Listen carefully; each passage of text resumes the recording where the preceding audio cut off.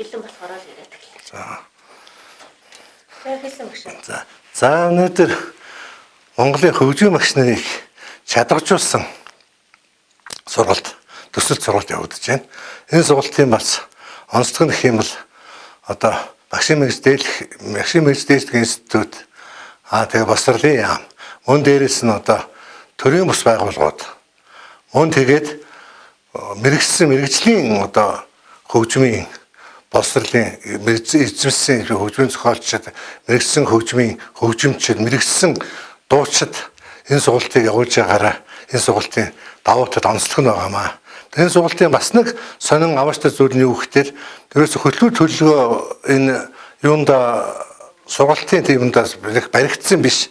Зөвхөн шууд одоо тэр студид явах юм бол студидээр шууд очиод тэр студидээр нь одоо юм сурах, бичих, хөгжимчлэгийг сурах юм уу? Өгөөл одоо тэр автын дуучин дашнан байхад залуучууд дашнантай шууд уулзаад дашин өөрөө ингээд дуулж үзүүлээл одоо хоолн дасгалаа уншаал ингээд би ихэд одоо Монголын хүүхдийн дууны түүхийг одоо үйлчлэн ингэж одоо бас нэг олон жилийн мэдхийн хувьд ингэж бас Монголын хүүхдийн түүхийг одоо үүсэл хөгжлийг заах гэх мэтчлэн одоо орчин урлагийг одоо хурд хандлагын ахлагч отгон байж заах гэж. Ерөнхийдөө тэгээд төрийн бас байгууллагууд тийм урлагийн одоо нэрд гарсан сор улсууд хамтарч одоо Монголынхаа хөгжим багш нарын чадрыг дээшлүүлж байгаа сургалт болж байгаа талаараа энэ сургалтын онцлог юм.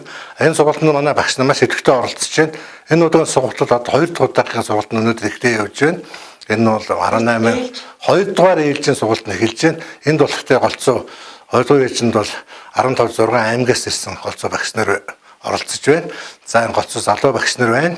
Тэгээ энэ багш нарынхаа арга зүй дээсгээс нь илүүтэйгээр энэ өөрийгөө чадваржуулах арга сурах, чадваржуулах гэдэг нэр нь тэндээ өөрийгөө чадваржуулах, өөрийгөө хөгжүүлэх арга сургасан юм сургалт болж байгаа.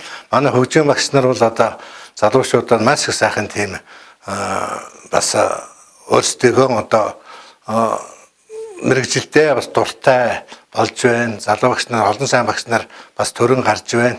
Энэ багш нарыгаа бид нар бас цааш нь мандуулах, залуу багш нараа хөгжүүлэх, ахмад багш нарын туршлагыг бас залуу багш нарадаа төвгөх гэх мэтчлэн ийм олон сайхан төсөлт ажлууд бас цаашаа хөгжлөн явагдах байх гэж би бодож байгаа. Тэгээд энэ гол нь энэ хөгжим багшаар бол дамжиж Монголын ирээдүйн хөгжмийн боловсрол дээшилдэг. Монголын ирээдүйн одоо хөгжмийн сор болсон хүүхдүүд ирээдүйд одоохонд мэдэгдээ байгаа одоо тийм сор болсон хүүхдүүдийг нээн илрүүлж тэдний авиасыг хөгжүүлж төрүүлж гаргаж ирж 21-р зуундаа бол одоо Монголын хөгжмийн урлаг бол улам агцтай дэлхийн жишгт очихыг эрмэлзсэн одоо ийм сургалтын эхний одоо тийм зорилготой тавигдж байна. Тийм болохоор одоо манай энд Монголд байгаа бүх сайхан ерөнхий болсон сургуулийн боловсролын хөгжим багш нар бол багаас нь хүүхдүүдийг сор болсон хүүхдүүдийн авиасыг тулгуурлан нээж онцлох.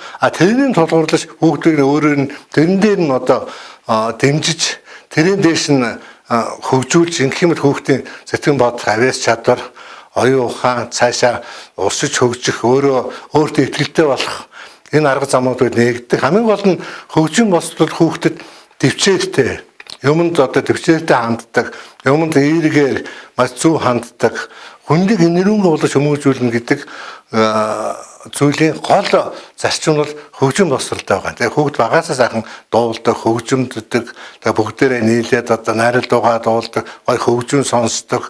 Ингэж байх бол одоо хүүхдэд маш их чухлаа гэж бодож байгаа шүү.